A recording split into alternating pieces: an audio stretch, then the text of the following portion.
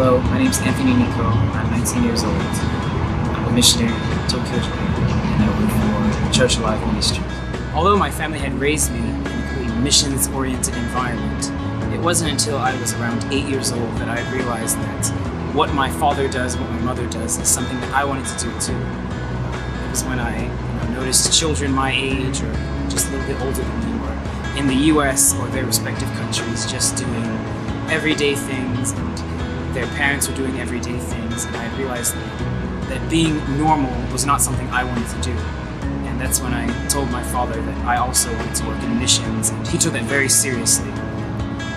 I never had an epiphany one day that I was supposed to do missions in Japan. God never came down on a cloud and said, "Son, you need to work in Japan and reach out to the people."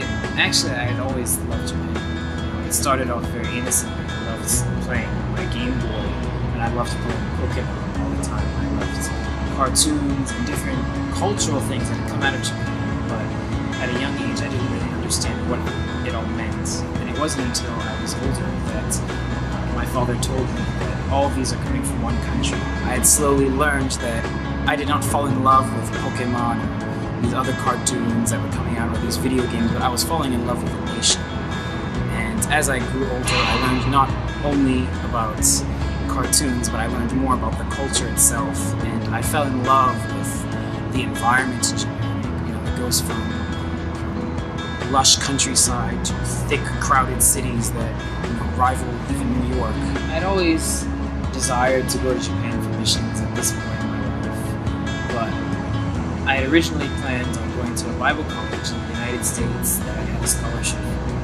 But when the tsunami and earthquake happened in March of 2011, that is when I realized that if I were ever going to move in Japan, it would be better to move at that time period rather than a later time period. So I had gone a few times before that, but this time I was going for real.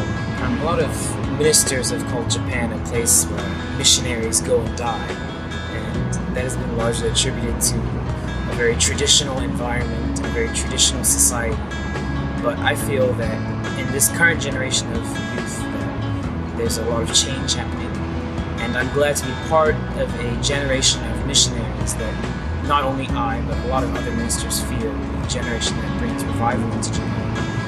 And I'm glad to see that through my calling that God has given me, which is to build relationships with not only youth, but with people in Japan, and to create an environment that is comfortable with a relationship with Jesus, and not just a big room with a pew and a cross and a podium in front. But I'm glad that the youth of Japan are much more open to the gospel than their ancestors, and that's because they feel a certain acceptance and a certain love from Jesus that they don't feel in their traditional mindset and in their older religions and their older traditional backgrounds.